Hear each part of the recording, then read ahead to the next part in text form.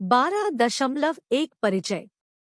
मुख्यधारा में शामिल व्यक्तियों या समूहों के पास हाशिए पर रहने वाले लोगों की तुलना में बेहतर संसाधन और सत्ता और विशेषाधिकार तक पहुंच है। दूसरी ओर हाशिए पर रहने वाले लोग असुरक्षित हैं और उन्हें शोषण, गिरावट और सामाजिक आर्थिक संसाधनों तक पहुंच की कमी का सामना करना पड़ता है। हाशिए पर पड़े लोगों की एक सार्वभौमिक श्रेणी महिलाएं हैं। पूरे इतिहास में और दुनिया भर में महिलाओं का शोषण किया गया है और उन्हें पुरुषों के बराबर दर्जा देने से इनकार किया गया है। उनकी अशक्तता उनके जीने के तरीके को चुनने के सीमित अधिकार से स्पष्ट होती है। प्रचलित पितृसत्तात्मक परंपराओं के कारण महिलाओं में अक्सर काम, विवाह और बच्चे पैदा करने जैसे पहलुओं पर निर्णय लेने की वास्तविक शक्ति का अभाव होता है, जो उनके जीवन पर महत्वपूर्ण प्रभाव डालते हैं।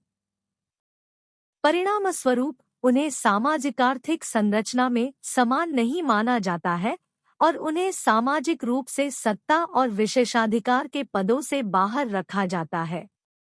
इसके अलावा समाज में उनकी परिधीय स्थिति के कारण महिलाओं को यौन उत्पीड़न से लेकर कन्या भ्रूण हत्या तक कई नुकसान और अत्याचारों का सामना करना पड़ता है। गरीबी और भुखमरी महिलाओं को असमान रूप से प्रभावित करती है, जिससे पुरुषों की तुलना में उनके लिए अधिक परिणाम सामने आते हैं। महिलाओं का हाशिए पर होना उनकी शिक्षा की कमी, कुपोषण, खराब स्वास्थ्य, दुर्व्यवहार और दैनिक आधार पर अनुभव की जाने वाली समग्र शक्तिहीनता में परिलक्षित होता है। संक्षेप में, महिलाएं निम्न सामाजिक स्थिति और हाशिए पर हैं। इस इकाई में हम भारतीय समाज में हाशिए पर मौजूद वर्गों की वर्तमान शैक्षिक स्थिति की जांच से शुरुआत करेंगे। फिर हम यह पता लगाएंगे कि शिक्षा किस प्रकार मुख्यधारा समूहों की संस्कृतियों और सामाजिक अस्तित्व का पक्ष लेती है। हाशिए पर रहने वाले लोगों के सामने आने वाले शैक्षणिक अभाव और मुख्यधारा की शिक्षा में उनकी स्थिति की बुनियादी समझ हासिल करने के बाद हम उन्हें सशक्त बनाने के उद्देश्य से शिक्षा में प्रमुख सैद्धांतिक दृष्टिकोणों पर गौर करेंगे। 12.2 सीमांत समूहों के लिए शिक्षा का अभाव।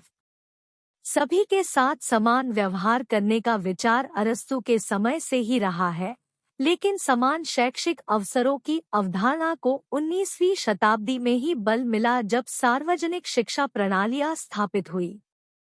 इससे पहले शिक्षा मुख्य रूप से अभिजात वर्ग के लिए एक विशेषाधिकार थी और इसका प्रबंधन निजी तौर पर किया जाता था। भारत में शिक्षा प्रणाली ऐतिहासिक रूप से विशिष्ट रही है और विशेषाधिकार प्राप्त लोगों के लिए है, जो प्राचीन काल से ही विभाजन पैदा करती रही है। बॉक्स 12.1 हाशियाकरण प्रक्रिया। हाशिए पर जाने की प्रक्रिया के दो मुख्य पहलू हैं। सबसे पहले हाशिए पर रहने वाले समूहों को निम्न स्थिति में रखा जाता है, अक्सर समाज के बाहरी इलाके या परिधि पर। वे विशेषाधिकार प्राप्त समूहों द्वारा प्राप्त मुख्यधारा समुदाय का हिस्सा नहीं हैं। इन व्यक्तियों को जन्म या उपलब्धि के कारण व्यावहारिक रूप से उस सामाजिक स्तर से बाहर माना जाता है जिससे वे संबंधित हैं। राम 1997। इस परिधीय स्थिति के कारण उन्हें मुख्यधारा के लोगों के समान लाभ का अभाव है, जो सामाजिक आर्थिक संसाधनों तक न्यूनतम पहुंच की विशेषता है। दूसरा पहलू है सामाजिक बहिष्कार। असमान पदानुक्रम वाले समाज में सभी समूहों के पास समान शक्ति और प्रतिष्ठा नहीं होती है। कुछ समूह या तबके दूसरों की कीमत पर अधिक शक्ति और प्रभाव रखते हैं, जिससे उन्हें सामाजिक व्यवस्था में ऊपर रखा जाता है। यह ऊंचा पद उनके लिए समाज में वांछनीय वस्तुओं और पदों तक पहुंच आसान बनाता है। परिणामस्वरूप वे आर्थिक, सामाजिक और नागरिक जीवन में पूरी तरह से भाग लेते हैं, जबकि संसाधनों तक सीमित पहुंच वाले लोग जीवन की स्वीकार्य गुणवत्ता और जीवन स्तर का आनंद लेने से वंचित रह जाते हैं। यह बहिष्कार उन्हें एक महत्वपूर्ण सामाजिक नुकसान में डालता है। कुछ समूह स्वयं को दूसरों की तुलना में सामाजिक संरचना में कम अनुकूल स्थिति में पाते हैं। उन्हें सामाजिक, सांस्कृतिक और आर्थिक तंत्र के माध्यम से शक्ति, प्रतिष्ठा और प्रभाव से बाहर रखा जाता है। वैदिक प्रणाली में शिक्षा जाति और लिंग से गहराई से जुड़ी हुई थी।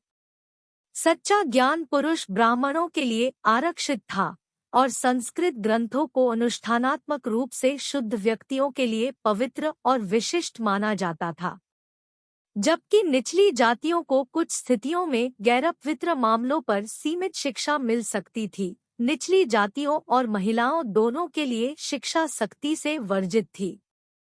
यह प्रणाली स्वाभाविक रूप से विशिष्ट थी। 1757 तक, जब ब्रिटिश ईस्ट इंडिया कंपनी ने पहली बार उपमहाद्वीप में प्रवेश किया, शिक्षा मुख्य रूप से जाति के अभिजात वर्ग और पुरुष सदस्यों की सेवा करने वाले एक छोटे औपचारिक क्षेत्र तक ही सीमित थी। दूसरों के लिए एक बड़ा गैरौपचारिक क्षेत्र मौजूद था। हिंदू महिलाओं को औपचारिक शिक्षा में महत्वपूर्ण बाधाओं का सामना करना पड़ा और मुस्लिम महिलाएं, हालांकि थोड़ी अधिक भाग्यशाली थी, आमतौर पर मस्जिदों में स्थित धार्मिक स्कूलों में जाती थी। हालांकि यह ध्यान रखना महत्वपूर्ण है कि महिलाओं को औपचारिक धर्मनिरपेक्ष स्कूली शिक्षा में प्रवेश की अनुमति नहीं थी। अंग्रेजों ने 1813 से 1921 तक भारत में शिक्षा पर ध्यान केंद्रित किया। दुर्भाग्य से मैकाले के प्रभावशाली मिनट के कारण 1835 के बाद प्राथमिक शिक्षा में रुचि कम हो गई, जिसने नीति को डाउनवर्ड फिल्ट्रेशन सिद्धांत के आधार पर उच्च शिक्षा की ओर स्थानांतरित कर दिया। इस सिद्धांत ने सुझाव दिया कि ब्रिटेन के समान शिक्षित अभिजात वर्ग ज्ञान को जनता तक फैलाएगा। एक प्रमुख भारतीय शिक्षक जेपी नाइक के अनुसार अंग्रेजों ने भारत में वैदिक व्यवस्था को आंशिक रूप से तोड़ दिया। नाइक ने कहा कि अंग्रेज ऊंची जातियों के शिक्षा के एकाधिकार को तोड़कर गैर भेदभावपूर्ण शैक्षणिक संस्थान स्थापित करने में सफल रहे। हालांकि उनकी बड़ी खामी विभेदित शिक्षा थी, जिसने उच्च जातियों को नई सामाजिक व्यवस्थाओं के माध्यम से अपनी शक्ति को मजबूत करने की अनुमति दी, जिससे हुई प्रगति की भरपाई हो गई।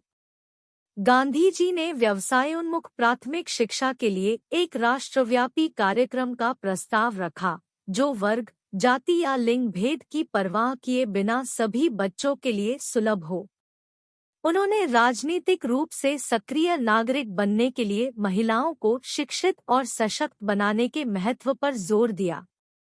गांधी जी के प्रयासों के बावजूद शैक्षिक प्रणाली वर्ग, जाति और लिंग के आधार पर भेदभाव और बहिष्करण नीतियों पर काबू पाने के प्रति प्रतिरोधी बनी रही।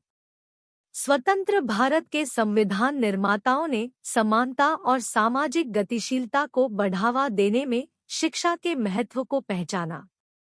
परिणामस्वरूप उन समूहों के लिए औपचारिक शिक्षा तक स्वतंत्र और निष्पक्ष पहुंच सुनिश्चित करने के लिए कई संवैधानिक प्रावधान लागू किए गए जो पहले इससे वंचित थे।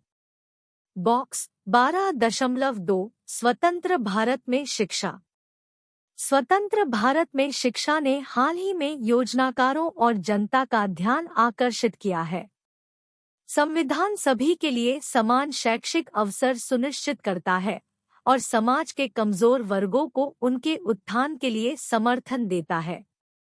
योजनाएं न केवल साक्षरता और शिक्षा बढ़ाने पर ध्यान केंद्रित करती है, बल्कि मुफ्त प्राथमिक शिक्षा को भी अनिवार्य करती है। इसके अतिरिक्त शिक्षा को मानव संसाधनों के विकास में एक निवेश के रूप में देखा जाता है, जो आर्थिक विकास के लिए महत्वपूर्ण है। परिप्रेक्ष्य योजना की अवधारणा शैक्षिक और आर्थिक विकास के बीच एक गतिशील संबंध की कल्पना करती है। ये सभी प्रयास लोकतांत्रिक के माध्यम से स्वतंत्रता, समानता और सामाजिक न्याय प्राप्त करने के लक्ष्य के साथ संरेखित है। मतलब राव 1985-148 अनुच्छेद 15 धर्म, नस्ल, जाति, लिंग या जन्म स्थान के आधार पर भेदभाव पर रोक लगाकर एक समतावादी सामाजिक व्यवस्था की नींव रखता है। अनुच्छेद 46 कमजोर वर्गों, विशेषकर अनुसूचित जातियों के शैक्षिक और आर्थिक हितों को बढ़ावा देने के लिए राज्य की प्रतिबद्धता की पुष्टि करता है। अनुच्छेद 45 एक निर्देशक सिद्धांत के रूप में सार्वभौमिक प्रारंभिक शिक्षा पर जोर देता है, जिसका लक्ष्य संविधान के लागू होने के 10 वर्षों के भीतर 14 वर्ष की आयु तक के सभी बच्चों के लिए मुफ्त और अनिवार्य शिक्षा प्रदान करना है। दुर्भाग्य से यह एक अधूरा सपना बना हुआ है। यह आकलन करना आवश्यक है कि सभी सामाजिक आर्थिक समूहों के लिए शिक्षा को सुलभ बनाने में संवैधानिक और राज्य के प्रयास कितने सफल रहे हैं और इस लक्ष्य को प्राप्त करने में चुनौतियों की पहचान करना आवश्यक है। साक्षरता, जिसे पढ़ने और लिखने की क्षमता के रूप में परिभाषित किया गया है, आधुनिक संदर्भ में बुनियादी सामाजिक स्तरों पर कार्य करने के लिए महत्वपूर्ण है। साक्षरता दर किसी समुदाय या जनसंख्या की शैक्षिक स्थिति के प्रमुख संकेतक के रूप में कार्य करती है, जो कार्यात्मक स्तर पर पढ़ और लिख सकने वाले व्यक्तियों के प्रतिशत को दर्शाती है। साक्षरता, संचार, सीखने और सूचना का एक महत्वपूर्ण उपकरण, व्यक्तिगत विकास और राष्ट्रीय प्रगति के लिए एक शर्त है। आजादी के बाद से निरक्षरता को खत्म करना भारत सरकार के लिए एक प्रमुख चिंता का विषय रहा है। विचार करने योग्य एक अन्य महत्वपूर्ण पहलू स्कूलों की पहुंच है। इसमें स्कूलों की वास्तविक उपलब्धता और क्या सभी बच्चों को शिक्षित करने के लिए पर्याप्त स्कूल है, शामिल है। अभिगम्यता के 2 आयाम हैं। सबसे पहले स्कूलों का भौतिक अस्तित्व या स्थान है। पास में एक स्कूल होना जरूरी है ताकि बच्चे दाखिला ले सके और नियमित रूप से कक्षाओं में भाग ले सकें। राज्य ने स्कूलों और निवास स्थान के बीच की दूरी के महत्व को पहचाना। प्राथमिक और उच्च प्राथमिक स्कूलों के लिए क्रमशः 1 किलोमीटर और 3 किलोमीटर की योजना शुरू की। दूसरा समान रूप से महत्वपूर्ण आयाम स्कूलों की सामाजिक पहुंच है। परंपरागत रूप से बहिष्कृत समूहों को मौजूदा सामाजिक पदानुक्रमों के कारण स्कूलों में स्वीकृति पाने में चुनौतियों का सामना करना पड़ता है। शोध में छात्रों और शिक्षकों द्वारा हाशिए के वर्गों के बच्चों के प्रति अनुचित व्यवहार की घटनाओं पर प्रकाश डाला गया है। यह सुनिश्चित करना महत्वपूर्ण है कि इन बच्चों को सभी सम्मिलित पक्षों, छात्रों, शिक्षकों, प्रशासकों से स्कूलों में सामाजिक स्वीकृति, समान सम्मान और उचित व्यवहार मिले। पहुंच नामांकन दरों से जुड़ी हुई है, जो नियमित रूप से कक्षाओं में भाग लेने वाले औपचारिक रूप से नामांकित छात्रों की संख्या को दर्शाती है।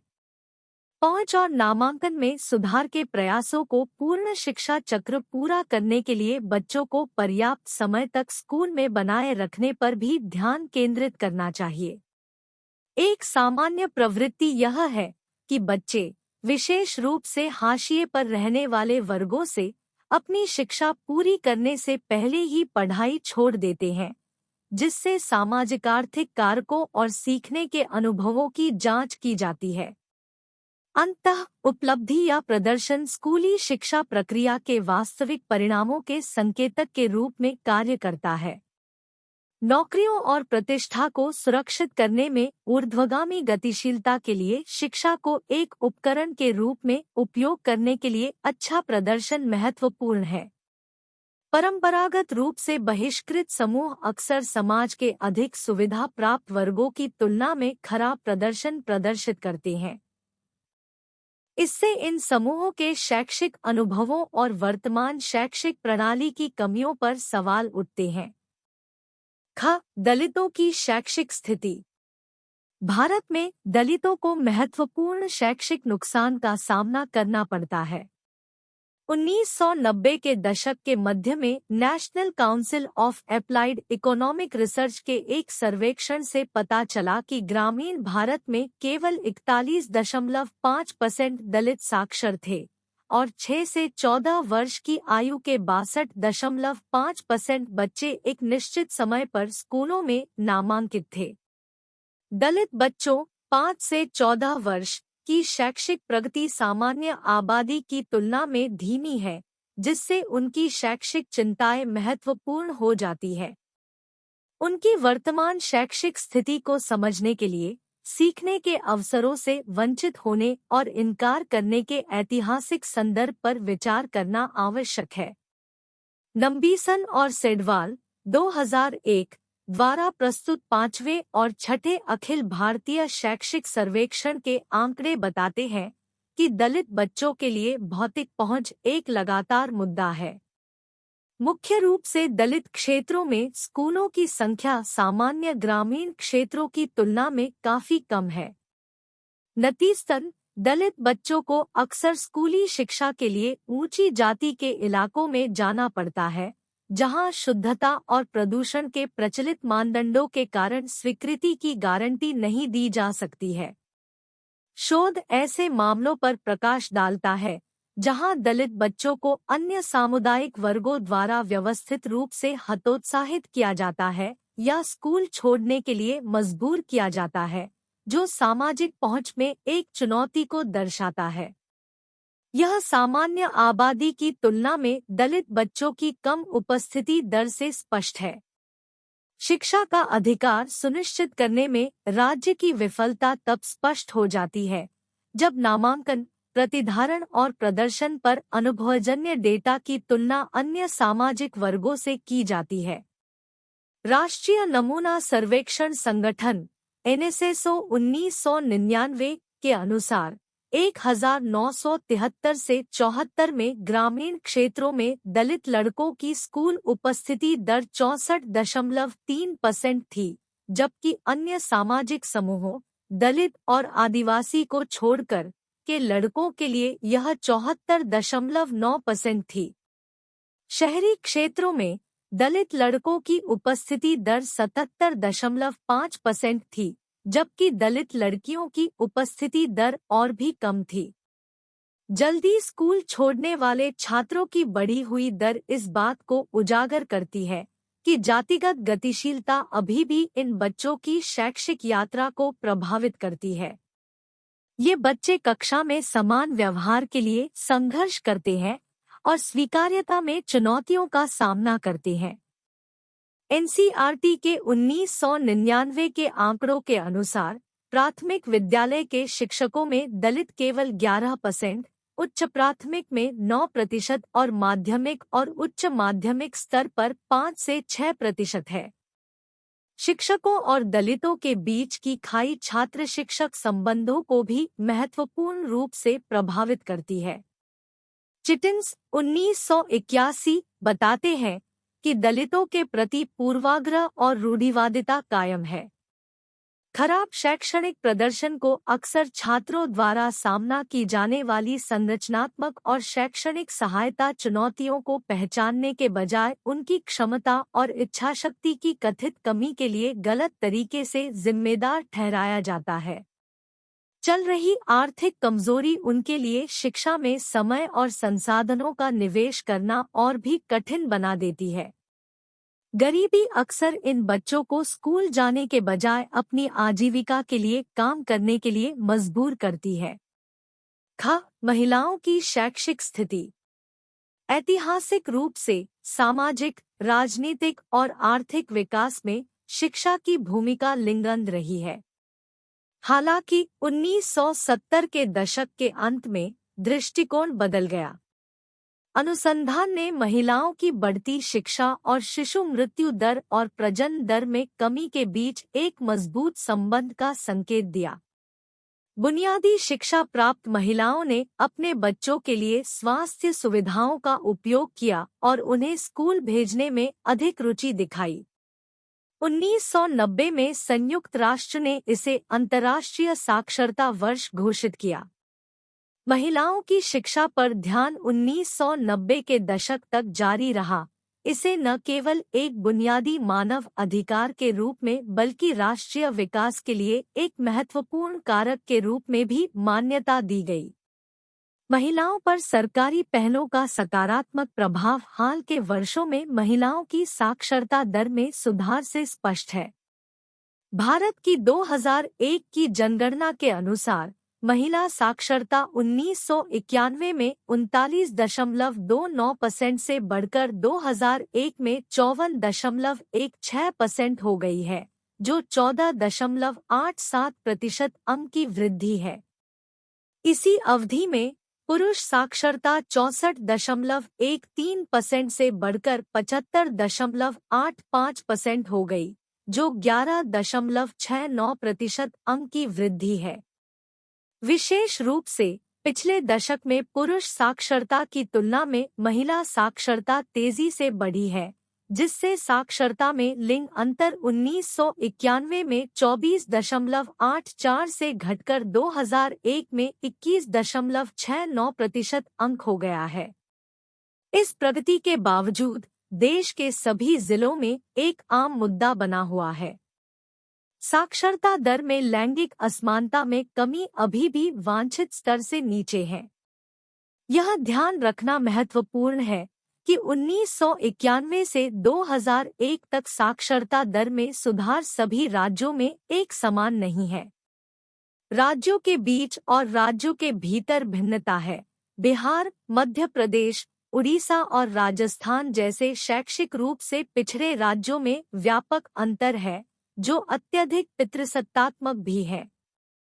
इसके अतिरिक्त एससी, अनुसूचित जाति और एसटी, अनुसूचित जनजाति महिलाओं को महत्वपूर्ण चुनौतियों का सामना करना पड़ता है, जो सबसे कम साक्षरता दर दर्शाती है। अनुसूचित जाति में महिला साक्षरता 23.76% है, जबकि पुरुषों में 49.91% है। एसटी के लिए संबंधित प्रतिशत महिलाओं के लिए 18.19% और पुरुषों के लिए 40.65% है। NCW 1994 आंकड़ों से पता चलता है कि ग्रामीण महिलाओं में शहरी महिलाओं की तुलना में साक्षरता दर कम है। यह उनके बीच एक महत्वपूर्ण अंतर को उजागर करता है और यह भी इंगित करता है कि कई महिलाएं बुनियादी साक्षरता और संख्यात्मक कौशल प्राप्त किए बिना वयस्कता तक पहुंचती है। इससे युवा महिलाओं और लड़कियों की शिक्षा की स्थिति के बारे में चिंताएं पैदा होती है। उषा नैयर 2001 ने मानव संसाधन विकास मंत्रालय MHRD के आंकड़ों का विश्लेषण किया और पाया कि लिंग पर मजबूत ध्यान देने से प्राथमिक और मध्य विद्यालय स्तर पर महिलाओं के नामांकन में सुधार हुआ है। जैसे जैसे प्राथमिक से मध्य और स्कूली शिक्षा के उच्च स्तर तक प्रगति होती है, महिलाओं के नामांकन के आंकड़े कम हो जाते हैं। 1997 से 98 शैक्षणिक वर्ष में प्राथमिक विद्यालय में नामांकित लड़कियों का प्रतिशत 43.6 था, जबकि मध्य चरण में यह गिरकर 40.1 हो गया। इससे पता चलता है कि महिलाओं को स्कूल में रहने और उच्च शिक्षा स्तर तक आगे बढ़ने में चुनौतियों का सामना करना पड़ता है। यह सीमा उनके व्यावसायिक अवसरों में बाधा डालती है, ऊपर की ओर सामाजिक गतिशीलता को सीमित करती है। जैसे जैसे वे प्राथमिक से माध्यमिक और स्कूली शिक्षा के उच्च स्तर की ओर बढ़ती है, लड़कों की तुलना में लड़कियों की स्कूल छोड़ने की दर भी अधिक तेजी से बढ़ती है। विभिन्न बाधाएं लड़कियों के नामांकन और शैक्षिक प्रणाली में निरंतर भागीदारी में बाधा डालती है। आर्थिक कारक भी कम प्रतिधारण दर को प्रभावित करते हैं। सीमित आय वाले माता-पिता को यह तय करना होगा कि क्या लड़कियों को स्कूल भेजना आर्थिक रूप से संभव है। लड़कों को प्राथमिकता दी जाती है क्योंकि उन्हें आर्थिक सुरक्षा के भविष्य के प्रदाता के रूप में देखा जाता है, जबकि लड़कियों से शादी की उम्मीद की जाती है। पारंपरिक प्रथाएं माता-पिता को लड़कियों को उनकी शिक्षा पूरी करने देने से हतोत्साहित करती हैं।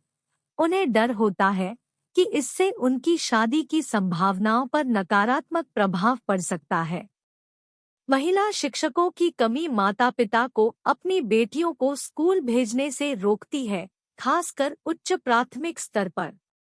भले ही माता-पिता सहशिक्षा पर आपत्ति न करें, उनका मानना है कि महिला शिक्षण और कर्मचारियों की उपस्थिति उनके बच्चे की सुरक्षा सुनिश्चित करती है। लड़कियों के लिए शिक्षा प्रदान करने में प्रगति के बावजूद स्थिति और अवसर की समानता हासिल करना अभी भी प्रगति का कार्य है। अनुसूचित जनजातियों का शैक्षिक अनुभव। अनुसूचित जनजातियों के शैक्षिक अनुभव की ओर बढ़ते हुए एक उल्लेखनीय विशेषता सुदूर पहाड़ी और जंगली इलाकों में उनका फैला हुआ जीवन है। अनुसूचित जनजातियां भाषा, संस्कृति, स्थान, रीति-रिवाजों, विश्वासों, परंपराओं और सामाजिक आर्थिक स्थितियों में महत्वपूर्ण विविधता प्रदर्शित करती है। हाल के आंकड़ों से पता चलता है कि अनुसूचित जनजातियां शैक्षिक प्रगति के मामले में अन्य हाशिए पर रहने वाले समूहों और राष्ट्रीय औसत से पीछे हैं। जनजातीय आबादी के विभिन्न स्थानों को देखते हुए जनजातीय साक्षरता में राज्यों के बीच भारी असमानता आश्चर्यजनक नहीं है। जबकि कुछ पूर्वोत्तर राज्यों केरल और हिमाचल प्रदेश ने संतोषजनक जनजातीय साक्षरता दर हासिल की है, राजस्थान, बिहार और आंध्र प्रदेश जैसे शैक्षिक रूप से पिछड़े राज्य समग्र रूप से निराशाजनक तस्वीर पेश करते हैं। आदिवासी क्षेत्रों में, जहां लोग दूरदराज के इलाकों में रहते हैं, स्कूलों तक पहुंचना एक चुनौती है। सुजाता 2001 ने 5वें और 6ठे अखिल भारतीय शैक्षिक सर्वेक्षण के आंकड़ों का विश्लेषण किया और पाया कि आदिवासी आवासों के 1 किलोमीटर के भीतर स्कूलों की संख्या में वृद्धि हुई है। हालांकि कठिन इलाके और पहाड़ी क्षेत्रों के कारण बच्चों के लिए प्रतिदिन 1 किलोमीटर की दूरी भी तय करना कठिन हो जाता है। यदि दूरी 1 किलोमीटर से अधिक है, तो यह लगभग असंभव हो जाता है। लगभग 10% जनजातीय आवासों में प्राथमिक विद्यालय 2 किलोमीटर से अधिक दूरी पर है, जिससे इन बच्चों के लिए स्कूल दुर्गम हो जाते हैं। सुधार के बावजूद स्कूलों तक पहुंच अभी भी संतोषजनक स्तर से नीचे है। जनजातीय आबादी के बीच नामांकन दर एक सकारात्मक प्रवृत्ति प्रस्तुत करती है। समग्र आंकड़े 1989 से 90 में 36.5% से बढ़कर 1997 से 98 में 43% हो गए हैं। इसके अतिरिक्त नामांकन में लिंग अंतर भी कम होता दिख रहा है। सुजाता ने स्कूली शिक्षा के उच्च प्राथमिक और माध्यमिक स्तरों में भी इसी तरह की प्रवृत्ति को नोट किया है। आदिवासी बच्चों के बीच स्कूल छोड़ने की उच्च दर उन्हें बनाए रखने में स्कूलों की विफलता में योगदान करती है। मुख्य कारणों में उच्च अनुपस्थिति और साल के अंत के मूल्यांकन में छात्रों की व्यापक विफलताएं शामिल है। गैरादिवासियों की तुलना में जनजातीय आबादी में खराब उपलब्धि दर के कारण समस्या और भी गंभीर हो गई है। बॉक्स 12.3 गुणवत्ता के बारे में चिंताएं। आइए हाशिए पर मौजूद समूहों के लिए शिक्षा की गुणवत्ता के बारे में बात करें। जब हम एससी, एसटी और बालिकाओं की शिक्षा से संबंधित संख्याओं को देखते हैं, तो संविधान के वादे 14 वर्ष से कम उम्र के सभी बच्चों के लिए शिक्षा और वास्तविक स्थिति के बीच एक बड़ा अंतर है। यह इन समूहों के बीच कम साक्षरता और नामांकन दर से स्पष्ट है। इसके अतिरिक्त इन समूहों के कई छात्र जल्दी स्कूल छोड़ देते हैं। मुख्यधारा की शिक्षा और हाशिए पर रहने वाले समूहों के मुख्य विषय पर आगे बढ़ते हुए हम शुरुआत में नामांकन के बाद स्कूल छोड़ने वाले छात्रों का एक चिंताजनक पैटर्न देखते हैं। यह हमें स्कूली शिक्षा की गुणवत्ता और हाशिए की पृष्ठभूमि के बच्चों के वास्तविक अनुभवों के बारे में सोचने के लिए प्रेरित करता है। हमें समग्र चिंताओं से परे सामाजिक न्याय, पहचान के मुद्दों और शिक्षण विधियों पर विचार करने की आवश्यकता है। इन बच्चों के लिए सीखने के माहौल में अक्सर उचित सुविधाओं, बुनियादी आवश्यकताओं और पर्याप्त संख्या में शिक्षकों का अभाव होता है। ग्रामीण क्षेत्रों, पिछड़े गांवों और आदिवासी क्षेत्रों के डेटा इस अवलोकन का समर्थन करते हैं। ऐसे स्कूल सीखने का घटिया माहौल प्रदान करते हैं, जिससे छात्रों और अभिभावकों दोनों की प्रेरणा और आकांक्षाओं पर नकारात्मक प्रभाव पड़ता है। दूसरा मुद्दा केंद्रीकृत पाठ्यक्रम का है। कृष्ण कुमार 1989 के अनुसार यह पाठ्यक्रम मुख्यधारा समूहों की संस्कृति को दर्शाता है और इसमें हाशिए पर रहने वाले बच्चों के अनुभवों को शामिल नहीं किया गया है। इसका उनके जीवन से कोई संबंध नहीं है, जिससे यह उनके लिए अप्रासंगिक और अर्थहीन हो गया है। यह न केवल उनके शैक्षणिक प्रदर्शन को प्रभावित करता है, बल्कि उनकी आत्मपहचान और आत्ममूल्य को भी नुकसान पहुंचाता है, जिससे संघर्ष और मोहभंग होता है। यह मोहभंग बच्चों को औपचारिक शिक्षा छोड़ने के लिए प्रेरित करने के लिए काफी महत्वपूर्ण है। पाठ्यक्रम हाशिए पर रहने वाले समूहों के बारे में रूढ़िवादिता को भी मजबूत करता है, उन्हें नकारात्मक रूप से चित्रित करता है। कृष्ण कुमार 1989 के अनुसार एससी और एसटी को अक्सर सांस्कृतिक रूप से पिछड़ा करार दिया जाता है और नम्बिसन 2000 का कहना है कि उन्हें अक्सर अधीनस्थ भूमिकाओं में दिखाया जाता है, जो उनकी कथित निम्न सामाजिक स्थिति को दर्शाता है।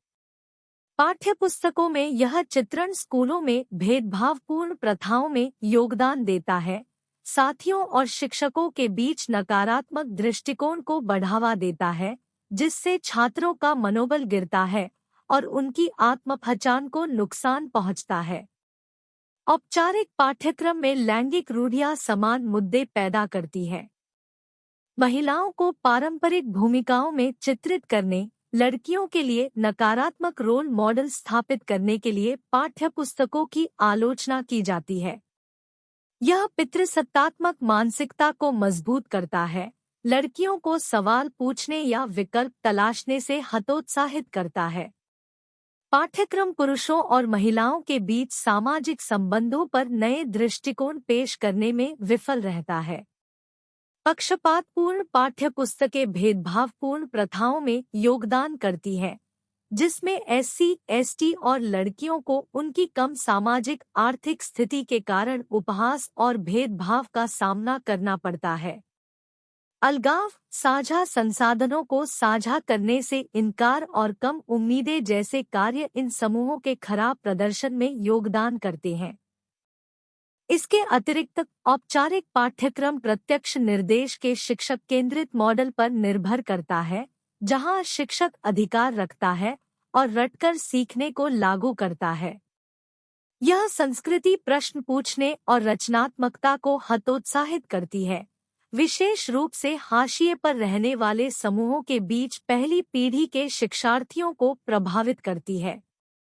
इस विदेशी ज्ञान के माहौल में समर्थन और सहायता की कमी से प्रेरणा की हानि होती है और इन बच्चों की स्कूली शिक्षा को सफलतापूर्वक पूरा करने में बाधा आती है। बॉक्स 12.4 शिक्षा और वंचित शैक्षणिक विचार। यहाँ मुख्य विचार यह है कि एक मानक पाठ्यक्रम या एक सामान्य स्कूल होने से शिक्षा में समानता को बढ़ावा मिलता है। हालांकि मनोविज्ञान और शैक्षिक सिद्धांत की अंतर्दृष्टि कुछ समायोजन का सुझाव देती है। सबसे पहले, लोगों में अलग-अलग क्षमताएं होती हैं और एक सामान्य स्कूल या पाठ्यक्रम में छात्रों को अपनी गति से प्रगति करने के लिए समर्थन दिया जाना चाहिए। स्कूल विभिन्न शिक्षण विधियों या मीडिया का उपयोग करके इसे प्राप्त कर सकते हैं। एक ही पाठ्यक्रम को विभिन्न तरीकों से प्रस्तुत करना लाभदायक हो सकता है। कुछ लोगों का तर्क है कि विशेष रूप से प्रारंभिक स्कूली शिक्षा के बाद एक विशेष पाठ्यक्रम शारीरिक कार्य, सौंदर्य शास्त्र, भाषा, संख्या या सामाजिक क्षमताओं जैसे क्षेत्रों में विभिन्न कौशल वाले व्यक्तियों के लिए उचित होगा। समान स्कूली शिक्षा पर बहुत अधिक जोर देने से कम विशेषाधिकार प्राप्त पृष्ठभूमि के बच्चों को नुकसान हो सकता है। दूसरी ओर, यदि शिक्षा भाषा और गणित जैसे आवश्यक कौशल पर ध्यान केंद्रित किए बिना बहुत अधिक विशिष्ट है, तो यह एक मृतांत शिक्षा की ओर ले जा सकती है। विभिन्न क्षेत्रों के लिए लचीली और विविध माध्यमिक और उच्च शिक्षा का विकास करना समानता को बढ़ावा देने और नुकसान को कम करने के एक तरीके के रूप में देखा जाता है। हालांकि यदि छात्रों की जाति या वर्ग के आधार पर विशिष्ट पाठ्यक्रम आवंटित किए जाते हैं, तो स्कूल मौजूदा सामाजिक असमानताओं को मजबूत कर सकता है या उन्हें बदतर बना सकता है। शुक्ल 2002 320 से 21। इसके अलावा स्कूल अक्सर शिक्षा के माध्यम के रूप में छात्रों की मातृभाषा का उपयोग करने की उपेक्षा करते हैं। मातृभाषा के उपयोग के शैक्षणिक और सांस्कृतिक महत्व पर जोर देने वाली नीतिगत सिफारिशों के बावजूद स्वदेशी भाषाओं और स्थानीय बोलियों को अक्सर कक्षाओं से बाहर रखा जाता है। कुछ मामलों में उन्हें हतोत्साहित भी किया जाता है या उनका मजाक उड़ाया जाता है। इससे न केवल छात्र अलग-थलग महसूस करते हैं, बल्कि समझने में भी दिक्कत आती है, जो बड़ी संख्या में असफलताओं और खराब प्रदर्शन में परिलक्षित होता है। स्कूली सामग्री से बच्चे की भाषा और संस्कृति को गायब करने के साथ-साथ उन्हें दिए गए हीनता और पुष्टि के संदेश बच्चों की प्रेरणा और आकांक्षाओं पर नकारात्मक प्रभाव डाल सकते हैं। इससे रुचि और प्रयास में गिरावट आती है, जो खराब अवधारण दरों में परिलक्षित होती है। इसे संबोधित करने के लिए व्यापक सामाजिक वास्तविकता को प्रतिबिंबित करने के लिए औपचारिक पाठ्यक्रम में बदलाव की आवश्यकता है।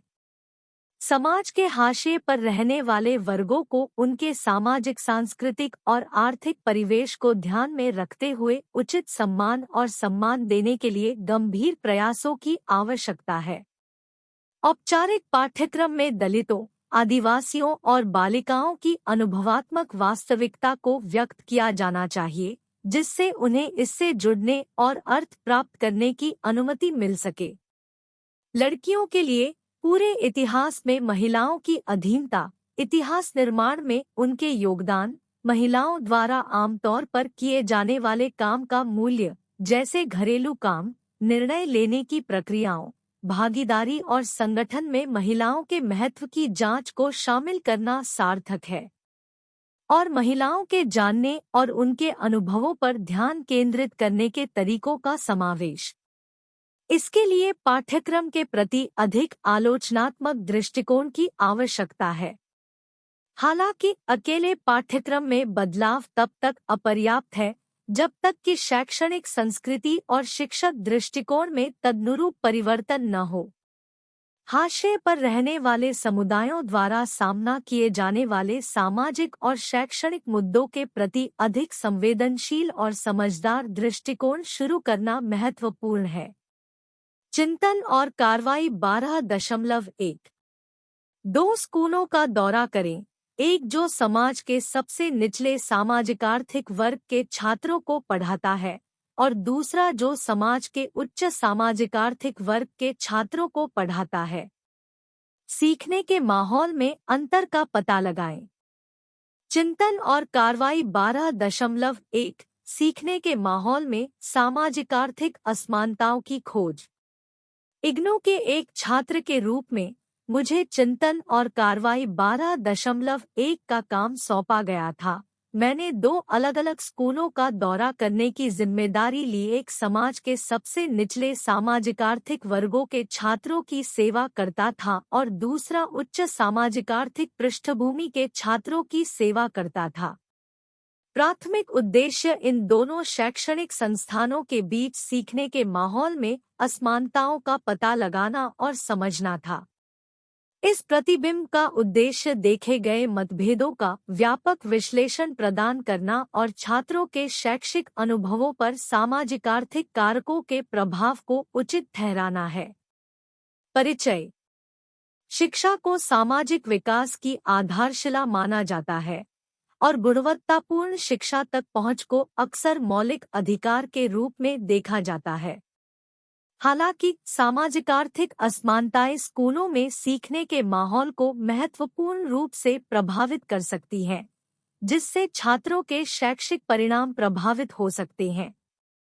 विभिन्न सामाजिक आर्थिक वर्गों के स्कूलों का दौरा करके मेरा उद्देश्य विविध पृष्ठभूमि के छात्रों के सामने आने वाली चुनौतियों और अवसरों पर प्रकाश डालना था। स्कूल ए निम्नतम सामाजिक आर्थिक वर्गों के लिए खान-पान। सबसे निचले सामाजिक आर्थिक वर्ग के छात्रों की सेवा करने वाले स्कूल का दौरा करने पर कई विशिष्ट विशेषताएं सामने आई। बुनियादी ढांचा बुनियादी था, जिसमें भीड़-भाड़ वाली कक्षाएं, सीमित शिक्षण संसाधन और पाठ्येतर सुविधाओं की उल्लेखनीय कमी थी। छात्र मुख्य रूप से आर्थिक रूप से वंचित परिवारों से थे, जिन्हें अक्सर वित्तीय कठिनाइयों का सामना करना पड़ता था, जिसका सीधा असर शैक्षिक संसाधनों तक उनकी पहुंच पर पड़ता था। एक उल्लेखनीय अवलोकन चुनौतीपूर्ण घरेलू माहौल का प्रचलन था, जिसमें शैक्षणिक गतिविधियों के लिए अपर्याप्त समर्थन शामिल था। कई छात्र कई जिम्मेदारियां निभाते हैं, जैसे परिवार की आय में योगदान देना या भाई बहनों की देखभाल करना, जिससे उनकी पढ़ाई पर ध्यान केंद्रित करने की क्षमता में बाधा आती है। स्कूल स्टाफ को उनके समर्पण के बावजूद अत्यधिक छात्र शिक्षक अनुपात के कारण प्रत्येक छात्र पर व्यक्तिगत ध्यान देने में चुनौतियों का सामना करना पड़ा। इसके अलावा संभवतः संसाधन की कमी के कारण पाठ्यक्रम कम गतिशील प्रतीत हुआ। प्रौद्योगिकी और अद्यतन शिक्षण सहायता तक सीमित पहुंच ने आधुनिक और आकर्षक सामग्री के वितरण में बाधा उत्पन्न की। पाठ्येतर गतिविधियों की अनुपस्थिति और खेल और कला के लिए अपर्याप्त सुविधाओं ने छात्रों के समग्र विकास में बाधा को उजागर किया। स्कूल बी उच्च सामाजिक आर्थिक वर्गों के लिए खान-पान।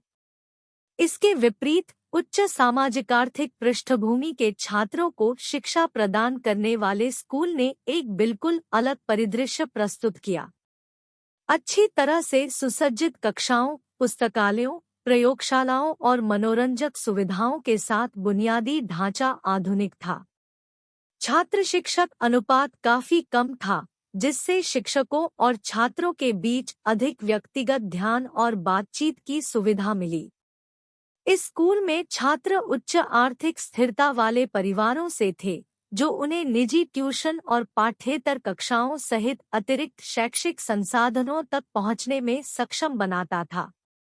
घर का वातावरण शैक्षणिक सफलता के लिए अधिक अनुकूल दिखाई दिया, जिसमें माता-पिता अपने बच्चों की शिक्षा में सक्रिय रूप से शामिल थे। वित्तीय बाधाएं न्यूनतम थी, जिससे छात्रों को आर्थिक जिम्मेदारियों के बोझ के बिना अपनी पढ़ाई पर ध्यान केंद्रित करने की अनुमति मिली। पाठ्यक्रम अधिक व्यापक था और इसमें विषयों और ऐच्छिकों की एक विस्तृत श्रृंखला शामिल थी। स्कूल ने सक्रिय रूप से प्रौद्योगिकी को अपनाया। ऑडियो विजुअल सहायता और कंप्यूटर लैब से सुसज्जित कक्षाएं अधिक इंटरैक्टिव और आकर्षक सीखने के अनुभव को बढ़ावा देती है। खेल, कला और सांस्कृतिक कार्यक्रमों सहित पाठ्येतर गतिविधियां स्कूल के लोकाचार का अभिन्न अंग थी, जो छात्रों के बीच समग्र विकास को बढ़ावा देती थी। विश्लेषण और औचित्य।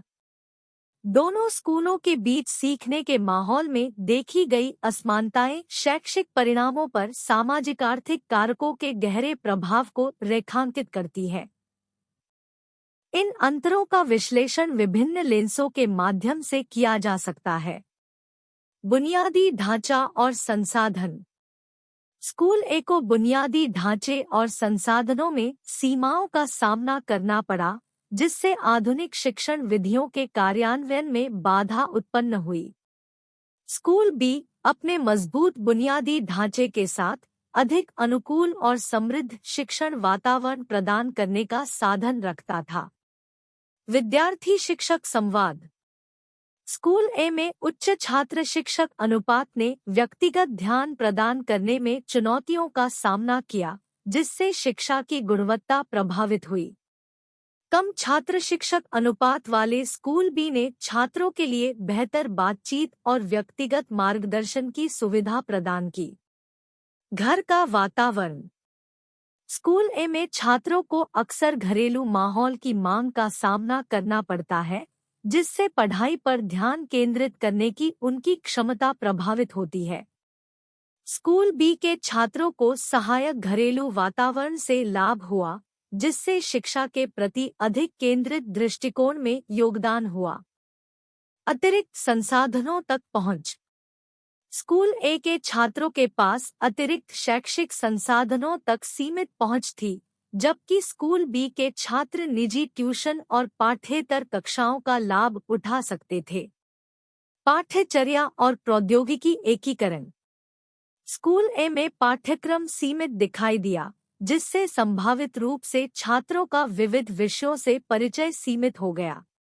स्कूल बी में अधिक व्यापक पाठ्यक्रम और सक्रिय रूप से एकीकृत प्रौद्योगिकी थी, जो समग्र सीखने के अनुभव को बढ़ाती थी। समग्र विकास। स्कूल ए ने पाठ्येतर अवसर प्रदान करने के लिए संघर्ष किया, जिससे संभावित रूप से छात्रों का समग्र विकास सीमित हो गया। स्कूल बी ने अधिक सर्वांगीण शैक्षिक अनुभव को बढ़ावा देते हुए पाठ्येतर गतिविधियों को प्राथमिकता दी। निहितार्थ और सिफारिशें। पहचानी गई असमानताएं विभिन्न सामाजिक-आर्थिक वर्गों को पूरा करने वाले स्कूलों के बीच अंतर को पाटने के लिए लक्षित हस्तक्षेप की तत्काल आवश्यकता पर जोर देती है। सभी छात्रों के लिए उनकी आर्थिक पृष्ठभूमि की परवाह किए बिना गुणवत्तापूर्ण शिक्षा तक समान पहुंच सुनिश्चित करने के लिए इन असंतुलनों को दूर करना जरूरी है। बुनियादी ढांचे में सुधार।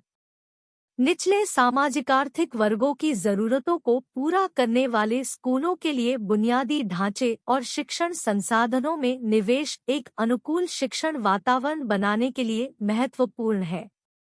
छात्र शिक्षक अनुपात कम करना। व्यक्तिगत ध्यान बढ़ाने के लिए आर्थिक रूप से वंचित छात्रों की सेवा करने वाले स्कूलों में छात्र शिक्षक अनुपात को कम करने का प्रयास किया जाना चाहिए। चुनौतीपूर्ण घरेलू वातावरण के लिए सहायता प्रणालियाँ।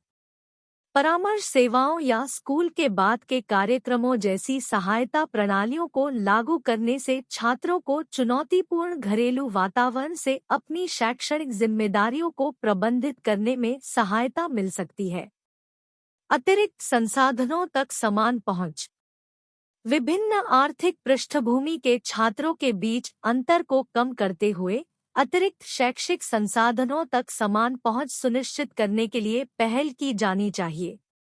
सभी के लिए व्यापक पाठ्यक्रम। स्कूलों में पाठ्यक्रम को मानकीकृत और समृद्ध करने के प्रयास किए जाने चाहिए, यह सुनिश्चित करते हुए कि सभी पृष्ठभूमि के छात्रों को विविध विषयों तक पहुंच प्राप्त हो। समग्र विकास को बढ़ावा देना। निम्न सामाजिक-आर्थिक वर्गों की सेवा करने वाले स्कूलों में पाठ्येतर गतिविधियों को प्रोत्साहित करने से छात्रों के समग्र विकास में योगदान मिल सकता है। निष्कर्ष। अंत में दोनों स्कूलों के दौरे ने सामाजिक-आर्थिक पृष्ठभूमि के आधार पर सीखने के माहौल में स्पष्ट असमानताओं पर प्रकाश डाला। प्रतिबिंब और विश्लेषण ने आर्थिक रूप से वंचित परिवारों के छात्रों के सामने आने वाली चुनौतियों पर मूल्यवान अंतर्दृष्टि प्रदान की और शिक्षा प्रणाली की सामूहिक बेहतरी के लिए इन मुद्दों को संबोधित करने के महत्व को रेखांकित किया। लक्षित प्रयासों, नीतिगत हस्तक्षेपों और समावेशिता के प्रति प्रतिबद्धता के माध्यम से ही हम एक ऐसी शिक्षा प्रणाली बनाने की उम्मीद कर सकते हैं जो सभी छात्रों की सामाजिक-आर्थिक स्थिति के बावजूद उनकी विविध आवश्यकताओं को पूरा करती है। 12.4 सशक्तिकरण के लिए शिक्षा को समझना। सशक्तिकरण के लिए शिक्षा की अवधारणा को दो दृष्टिकोणों से देखा जा सकता है। पहले परिप्रेक्ष्य में शक्ति, प्रतिष्ठा और प्रभाव जैसे सामाजिक लाभ शामिल है, जबकि दूसरे में आर्थिक विकास, आर्थिक गुणवत्ता और शैक्षिक अवसरों पर विचार शामिल है। यह ध्यान रखना महत्वपूर्ण है कि ये दृष्टिकोण परस्पर अनन्य नहीं है, इसके बजाय वे आपस में घनिष्ठ रूप से जुड़े हुए हैं। शिक्षा को समाजीकरण, समाज द्वारा स्वीकृत मूल्यों और मान्यताओं को आकार देने का एक उपकरण माना जाता है। यह व्यक्तियों के बीच एक समान मानसिकता और व्यवहार को बढ़ावा देने, एकता और साझा लक्ष्यों और मूल्यों की भावना पैदा करने में भूमिका निभाता है। गैर समतावाद और असमानता वाले आज के समाज में जटिल शक्ति, गतिशीलता और पदानुक्रम मौजूद हैं। सभी सामाजिक समूहों के पास शैक्षिक संसाधनों तक समान पहुंच नहीं है, जो स्थिति की समानता की कार्यात्मकतावादी धारणा को चुनौती देता है। सच्ची समानता प्राप्त करने के बजाय ध्यान अक्सर व्यवस्था और सामाजिक सामंजस्य बनाए रखने की ओर केंद्रित हो जाता है, अक्सर समाज के प्रमुख वर्गों के हितों को बढ़ावा देने की कीमत पर।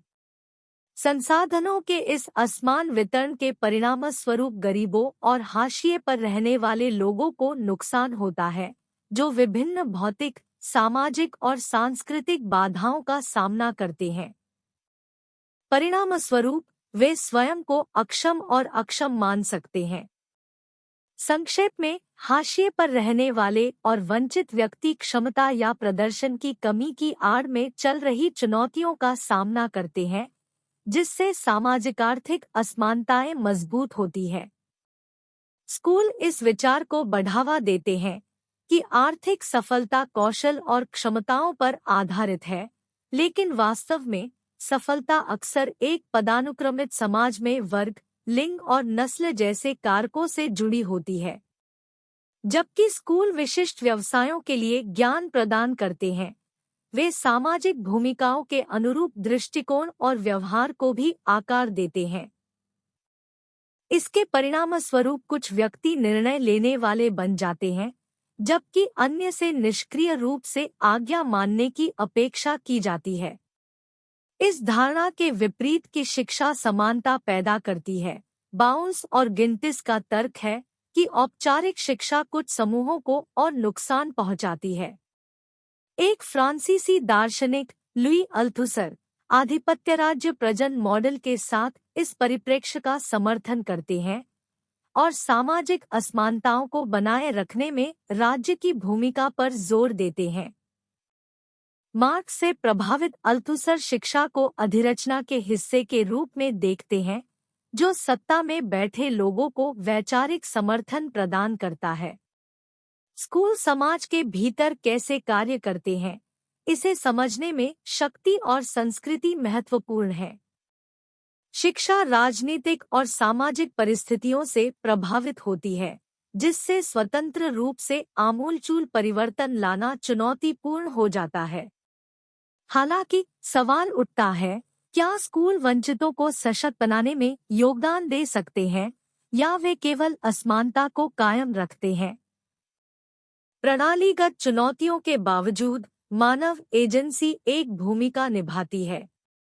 नवोन्मेषी शिक्षक, सहानुभूतिपूर्ण प्रशासक और आलोचनात्मक छात्र अनुरूपता का विरोध कर सकते हैं और अधिक समान और मुक्त समाज में योगदान कर सकते हैं। यह धारणा कायम है कि शिक्षा, विशेष रूप से आधुनिक वैज्ञानिक और तकनीकी ज्ञान, सामाजिक गतिशीलता और समानता के लिए एक महत्वपूर्ण शक्ति हो सकती है। आशा है कि इस तरह के ज्ञान से लैस बच्चों को ऊर्ध्वगामी गतिशीलता के अवसर मिलेंगे और वे अधिक समतावादी समाज में योगदान देंगे। अमर्त्य सेन और जीन ड्रेस 2002 ने एक व्यक्ति क्या करता है और क्या हासिल करता है कार्य के संदर्भ में शिक्षा के महत्व पर जोर दिया है और एक व्यक्ति किस तरह का जीवन जीना चाहता है, क्षमता यह तय करने में उसके पास क्या विकल्प और विकल्प है। क्षमता वह वास्तविक स्वतंत्रता है जिसका आनंद व्यक्ति कामकाज के वैकल्पिक संयोजनों में से चुनने में प्राप्त करता है।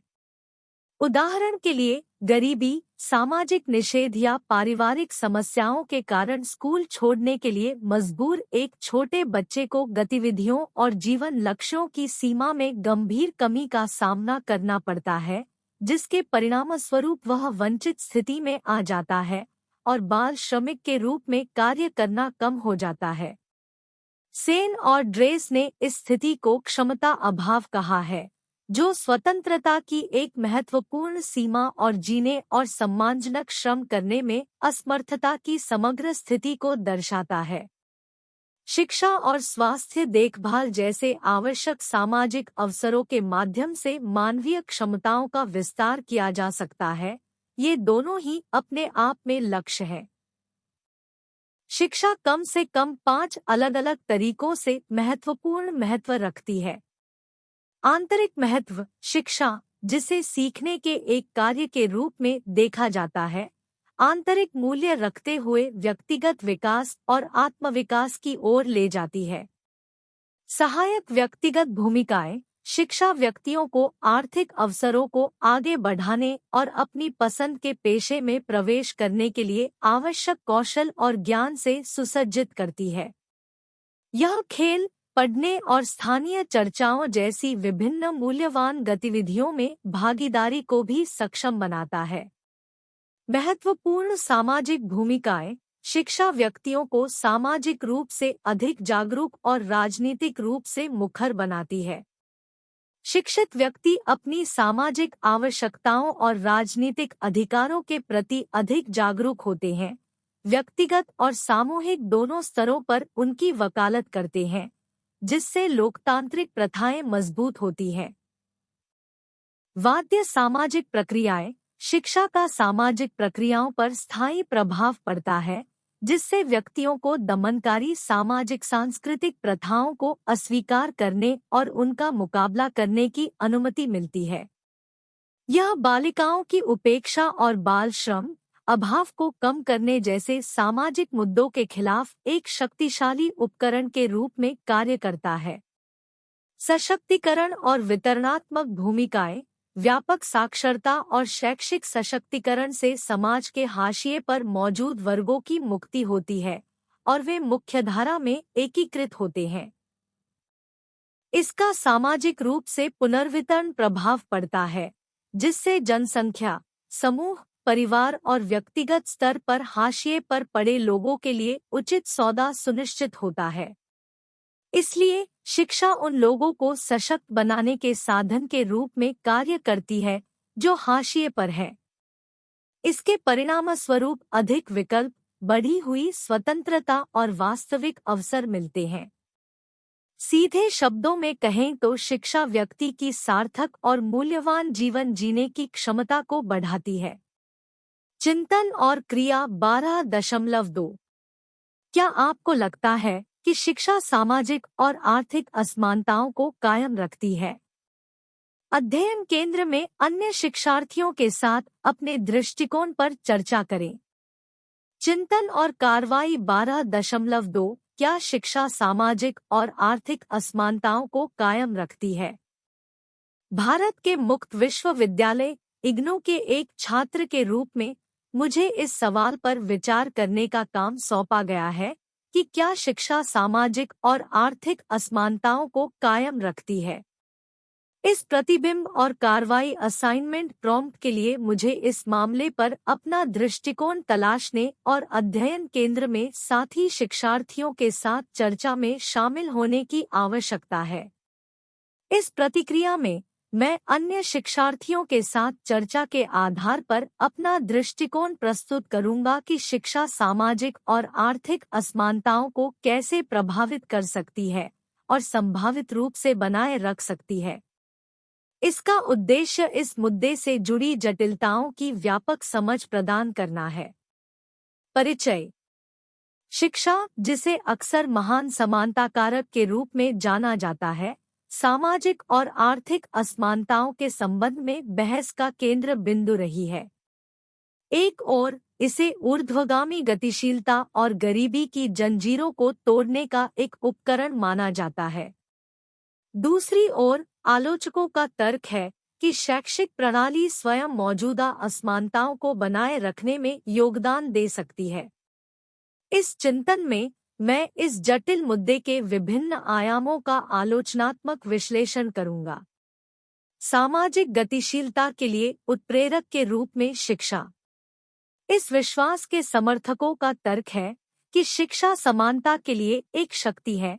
यह व्यक्तियों को बेहतर रोजगार के अवसर सुरक्षित करने के लिए आवश्यक ज्ञान और कौशल प्रदान करती है।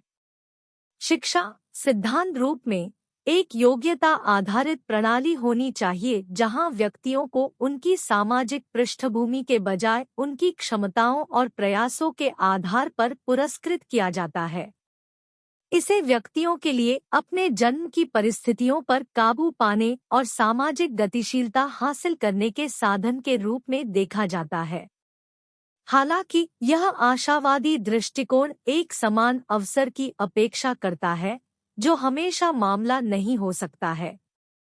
आर्थिक असमानताएं व्यक्तियों को मिलने वाली शिक्षा की गुणवत्ता को प्रभावित कर सकती हैं, जिससे शुरू से ही असमानताएं पैदा हो सकती हैं। इसके अलावा सामाजिक पूर्वाग्रह और पूर्वाग्रह शैक्षिक प्रणालियों में घुसपैठ कर सकते हैं, जिससे हाशिए पर रहने वाले समूहों पर प्रतिकूल प्रभाव पड़ सकता है। शैक्षिक प्रणाली में चुनौतियां। शैक्षिक प्रणाली की संरचना और कार्यप्रणाली ही सामाजिक और आर्थिक असमानताओं को बनाए रखने में योगदान कर सकती है। गुणवत्तापूर्ण शिक्षा तक असमान पहुंच, पाठ्यक्रम डिजाइन में अपर्याप्तता जो समावेशी नहीं हो सकती है, और शैक्षणिक संस्थानों के बीच संसाधनों में असमानता जैसे मुद्दे मौजूदा सामाजिक पदानुक्रम को मजबूत कर सकते हैं। उदाहरण के लिए, आर्थिक रूप से वंचित क्षेत्रों के स्कूलों में आवश्यक संसाधनों, अनुभवी शिक्षकों और पाठ्येतर गतिविधियों की कमी हो सकती है, जिससे छात्रों को अधिक समृद्ध क्षेत्रों में अपने समकक्षों की तुलना में नुकसान हो सकता है। शिक्षा की गुणवत्ता में यह असमानता आगे की शिक्षा और रोजगार के सीमित अवसरों में तब्दील हो सकती है, जिससे नुकसान का चक्र कायम हो सकता है। शैक्षणिक संस्थानों में सामाजिक स्तरीकरण। संरचनात्मक चुनौतियों के अलावा शैक्षणिक संस्थानों के भीतर सामाजिक गतिशीलता असमानताओं को बनाए रखने में योगदान कर सकती है। सामाजिक आर्थिक स्थिति, जाति, लिंग और अन्य कारकों पर आधारित भेदभाव एक ऐसा वातावरण बना सकता है जहां कुछ समूह हाशिए पर और बहिष्कृत महसूस करते हैं। उदाहरण के लिए, हाशिए पर रहने वाले समुदायों के छात्रों को रूढ़िवादिता, पूर्वाग्रह और यहाँ तक कि बदमाशी का सामना करना पड़ सकता है, जिससे उनके शैक्षणिक प्रदर्शन और समग्र कल्याण में बाधा उत्पन्न हो सकती है। यह न केवल उनके तात्कालिक शैक्षिक अनुभव को प्रभावित करता है, बल्कि उनके भविष्य के अवसरों पर दीर्घकालिक प्रभाव डाल सकता है। आर्थिक विषमताएं और शैक्षिक उपलब्धि। आर्थिक स्थिति और शैक्षिक उपलब्धि के बीच संबंध एक सुस्थापित घटना है। उच्च सामाजिक आर्थिक स्थिति वाले परिवारों के पास अक्सर निजी शिक्षण, पाठ्येतर गतिविधियों और अन्य संवर्धन कार्यक्रमों में निवेश करने का साधन होता है, जो उनके बच्चों को प्रतिस्पर्धा में बढ़त दिला सकते हैं। इसके विपरीत, आर्थिक रूप से वंचित परिवार इन अतिरिक्त संसाधनों को उपलब्ध कराने के लिए संघर्ष कर सकते हैं, जिससे उनके बच्चों को शुरू से ही नुकसान हो सकता है। यह आर्थिक बाधा शिक्षा के विभिन्न चरणों में प्रकट हो सकती है, जिसमें बचपन की गुणवत्तापूर्ण प्रारंभिक शिक्षा तक पहुंच से लेकर प्रतिष्ठित उच्च शिक्षा संस्थानों में नामांकन तक शामिल है। इसका परिणाम यह है कि सामाजिक और आर्थिक असमानताएं कायम है, क्योंकि समृद्ध पृष्ठभूमि के व्यक्तियों को अवसरों तक अधिक पहुंच प्राप्त है। जाति और सामाजिक पदानुक्रम। भारत में सामाजिक असमानताओं को कायम रखने में जाति की भूमिका इस चर्चा में विचार करने योग्य एक महत्वपूर्ण पहलू है। जाति आधारित भेदभाव को मिटाने के प्रयासों के बावजूद यह अक्सर शैक्षणिक संस्थानों के भीतर प्रकट होता है, जो हाशिए पर मौजूद जातियों के छात्रों के अनुभवों को प्रभावित करता है। ऐतिहासिक अन्यायों को दूर करने के लिए डिजाइन की गई सकारात्मक कार्रवाई नीतियां विवाद का एक स्रोत भी हो सकती हैं। कुछ लोगों का तर्क है कि ये नीतियां समान अवसर पैदा करने के लिए आवश्यक है, जबकि अन्य का मानना है कि वे विपरीत भेदभाव को जन्म दे सकती हैं। अध्ययन केंद्र में विविध पृष्ठभूमि और जातियों के साथी शिक्षार्थियों के साथ जुड़ने से इन परिप्रेक्ष्यों में मूल्यवान अंतर्दृष्टि मिल सकती है। शिक्षा में लैंगिक असमानताएं। लिंग एक अन्य आयाम है जिसके माध्यम से शैक्षिक क्षेत्र में सामाजिक असमानताएं प्रकट होती है। हालांकि शिक्षा में लैंगिक समानता की दिशा में प्रगति हुई है, चुनौतियां अभी भी बनी हुई है। भेदभाव, रूढ़िवादिता और सामाजिक अपेक्षाएं व्यक्तियों को उनके लिंग के आधार पर उपलब्ध शैक्षिक विकल्पों और अवसरों को प्रभावित कर सकती हैं। उदाहरण के लिए, अध्ययन के कुछ क्षेत्रों में अभी भी एक लिंग का वर्चस्व हो सकता है, जिससे व्यक्तियों के लिए उपलब्ध विकल्प सीमित हो सकते हैं। इसके अलावा शैक्षिक संसाधनों और अवसरों तक असमान पहुंच सामाजिक आर्थिक परिणामों में लिंगाधारित असमानताओं में और योगदान दे सकती है। साथ ही शिक्षार्थियों के साथ जुड़ाव। इस जटिल मुद्दे पर अपनी समझ को समृद्ध करने के लिए मैं अध्ययन केंद्र में साथी शिक्षार्थियों के साथ चर्चा में शामिल हुआ। इन वार्तालापों ने विविध दृष्टिकोण और अनुभव प्रदान किए जो उन सूक्ष्म तरीकों पर प्रकाश डालते हैं जिनसे शिक्षा सामाजिक और आर्थिक असमानताओं के साथ जुड़ती है। हमारी चर्चाओं में बार बार आने वाले विषयों में से एक व्यक्तियों को प्राप्त शिक्षा की गुणवत्ता पर सामाजिक आर्थिक पृष्ठभूमि का प्रभाव था। आर्थिक रूप से वंचित पृष्ठभूमि के शिक्षार्थियों ने पाठ्यपुस्तकों, प्रौद्योगिकी और अनुकूल सीखने के माहौल सहित शैक्षिक संसाधनों तक पहुंचने में अपनी चुनौतियों को साझा किया। यह इस विषय पर व्यापक साहित्य के साथ प्रतिध्वनित हुआ, जिसमें इन असमानताओं को दूर करने के लिए लक्षित हस्तक्षेप की आवश्यकता पर बल दिया गया। हमारी बातचीत में जाति आधारित भेदभाव भी एक प्रमुख विषय था। हाशिए पर मौजूद जातियों के छात्रों ने शैक्षणिक संस्थानों के भीतर सूक्ष्म और प्रत्यक्ष भेदभाव के उदाहरणों पर प्रकाश डाला। जबकि सकारात्मक कार्रवाई नीतियों को कई लोगों द्वारा आवश्यक माना गया था, गहरी जड़ें जमा चुके पूर्वाग्रहों और पूर्वाग्रहों को दूर करने के लिए व्यापक उपायों की आवश्यकता के बारे में चिंताएं उठाई गई। लैंगिक असमानताएं हमारी चर्चाओं में एक और केंद्र बिंदु के रूप में उभरी। महिला शिक्षार्थियों ने शिक्षा और करियर पथ को आगे बढ़ाने में सामाजिक अपेक्षाओं और रूढ़ियों से निपटने के अपने अनुभव साझा किए। जाति और आर्थिक स्थिति जैसे अन्य कारकों के साथ लिंग की अंतर्संबंधता ने व्यक्तियों के सामने आने वाली चुनौतियों की जटिलता को और उजागर किया। निष्कर्षतः शिक्षा और सामाजिक एवं आर्थिक असमानताओं के बीच संबंध बहुआयामी है।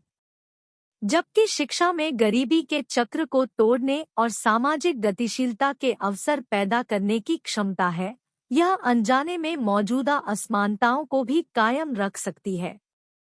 संरचनात्मक मुद्दे, शैक्षणिक संस्थानों के भीतर सामाजिक गतिशीलता, आर्थिक बाधाएं और जाति और लिंग जैसे कारकों की अंतर्संबंधता इस मुद्दे की जटिलता में योगदान करती है। अध्ययन केंद्र में साथी शिक्षार्थियों के साथ चर्चा में शामिल होने से विविध पृष्ठभूमि के व्यक्तियों के जीवन के अनुभवों में मूल्यवान अंतर्दृष्टि प्राप्त हुई। यह स्पष्ट हो गया कि शिक्षा में असमानता के मूल कारणों को संबोधित करने के लिए एक समग्र दृष्टिकोण की आवश्यकता है। संरचनात्मक सुधार, संसाधनों का समान वितरण, समावेशी पाठ्यक्रम डिजाइन और सभी स्तरों पर भेदभाव से निपटने के प्रयास एक अधिक न्यायसंगत शैक्षिक प्रणाली बनाने के आवश्यक घटक हैं। इस चिंतन और कार्रवाई असाइनमेंट ने मुझे इस मुद्दे पर अपने स्वयं के दृष्टिकोण की आलोचनात्मक जांच करने और साथियों के साथ बातचीत के माध्यम से अपनी समझ को व्यापक बनाने की अनुमति दी। फ्रेरे 1970 दर्शाता है कि शिक्षा कैसे सकारात्मक परिवर्तन ला सकती है और एक निष्पक्ष सामाजिक व्यवस्था में योगदान कर सकती है। हालांकि इसे प्राप्त करने के लिए हमें पारंपरिक शिक्षा प्रथाओं से परे जाने और वर्तमान शिक्षा प्रणाली में अंतर्निहित दमनकारी प्रणालियों को चुनौती देने की आवश्यकता है। युवा मन की जिज्ञासा और सवाल करने की प्रकृति का सम्मान करके हम उन्हें उनकी तात्कालिक वास्तविकता से परे देखने और समानता की दिशा में सकारात्मक परिवर्तन लाने के लिए सशक्त बनाते हैं, जो अभी भी एक दूर का सपना है। यह इकाई 3 से शिक्षा पर फ्रेयर के विचारों के अनुरूप है। अमेरिकी अर्थशास्त्री बाउल्स, गिंटिस और सिमन्स 1976 ने आर्थिक प्रजन मॉडल पेश करते हुए पूंजीवादी अमेरिका में स्कूली शिक्षा प्रस्तुत की। उनका तर्क है कि पूंजीवाद पर आधारित एक असमान समाज में शिक्षा की भूमिका पूंजीवादी उत्पादन प्रणाली की आवश्यकताओं के अनुरूप आवश्यक श्रम शक्ति को पुनः उत्पन्न करना है। पूंजीवादी समाज में अल्पसंख्यक अमीर पूंजीपति निर्णय लेते हैं, जबकि अधिकांश श्रमिक वर्ग उनके आदेशों का पालन करते हैं। स्कूलों का लक्ष्य अल्पसंख्यकों को धनी पूंजीपतियों के रूप में और बहुसंख्यकों को गरीब श्रमिक वर्ग के रूप में रखकर इस सामाजिक आर्थिक व्यवस्था को दोहराना है। 12.5 निष्कर्ष। विश्व बैंक के अनुसार सशक्तिकरण में पसंद और कार्रवाई की स्वतंत्रता शामिल है। लोगों को सशक्त बनाने का अर्थ है व्यक्तियों को चुनने के लिए विकल्पों की एक श्रृंखला प्रदान करना, जिससे उन्हें अपने जीवन पर नियंत्रण और शक्ति महसूस करने की अनुमति मिल सके। यह प्रक्रिया वंचित व्यक्तियों और समूहों को अपने जीवन को नियंत्रित करने और रणनीतिक विकल्प बनाने की शक्ति हासिल करने में सक्षम बनाती है। शिक्षा सशक्तिकरण के लिए एक शक्तिशाली उपकरण है, विशेष रूप से हाशिए पर रहने वाले समूहों के लिए, क्योंकि यह व्यावसायिक विविधता और गतिशीलता की सुविधा प्रदान करती है।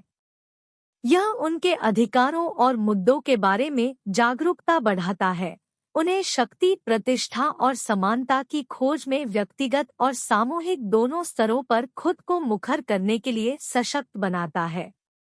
ज्ञानोदय और आधुनिक मूल्यों ने समानता, स्वतंत्रता और भाईचारे के प्रति प्रतिबद्धता लाई। आज की सामाजिक रूप से स्वीकृत लोकतांत्रिक व्यवस्था में एक निष्पक्ष समाज की दिशा में काम करना महत्वपूर्ण है, जहां सभी को संसाधनों तक समान पहुंच मिले। चुनौती सामाजिक रूप से वंचित, आर्थिक रूप से पिछड़े और शैक्षणिक रूप से वंचित समूहों की पहचान करने और उन्हें शामिल करने की है, ताकि उन्हें सत्ता और प्रतिष्ठा तक समान पहुंच मिल सके। इस लक्ष्य को प्राप्त करने में शिक्षा महत्वपूर्ण भूमिका निभाती है। स्कूल आधुनिक संस्थान है जो लोकतांत्रिक विचारों का प्रसार करते हैं। हालांकि हाशिए पर पड़े समूहों को समर्थन देने में उनकी भूमिका पर समाजशास्त्रियों के बीच बहस होती है। कुछ लोग स्कूलों को सकारात्मक रूप से देखते हैं, जबकि अन्य औपचारिक शिक्षा की वंचितों को सशक्त बनाने की क्षमता पर संदेह करते हैं। ऐतिहासिक, सामाजिक और शैक्षिक अभाव को ध्यान में रखते हुए इन समुदायों की वर्तमान शैक्षिक स्थिति की जांच करना महत्वपूर्ण है। भारतीय राज्य शिक्षा की क्षमता को पहचानता है, लेकिन नीतियां अभी भी सामाजिक पहुंच और भेदभावपूर्ण प्रथाओं को संबोधित करने के बजाय मात्रा पर ध्यान केंद्रित करती है। लगातार भेदभावपूर्ण प्रथाओं और दमनकारी सामाजिक मानदंडों को देखते हुए शिक्षा में समानता एक महत्वपूर्ण मुद्दा है। स्कूलों तक पहुंच अभी भी संतोषजनक स्तर से नीचे है और मात्रा और गुणवत्ता दोनों पर ध्यान देने की जरूरत है। हाशिए पर रहने वाले समूहों के लिए शिक्षा की गुणवत्ता की जांच की जानी चाहिए, जिसमें उनकी मातृभाषा में शिक्षा, स्थानीय रूप से प्रासंगिक सामग्री और स्थानीय बोलियों में पाठ्यपुस्तकों के स्थानीय उत्पादन पर जोर दिया जाना चाहिए। आर्थिक भेद्यता समग्र शैक्षणिक स्थिति को नकारात्मक रूप से प्रभावित करती है, जिससे गरीबी को न केवल परिणाम के रूप में बल्कि निरक्षरता के कारण के रूप में भी संबोधित करना आवश्यक हो जाता है। हाशिए पर पड़े वर्गों को समाज में उनका उचित स्थान दिलाने के लिए मात्रा, समानता और गुणवत्ता के मुद्दों की एक साथ जांच की जानी चाहिए, अलग-थलग नहीं।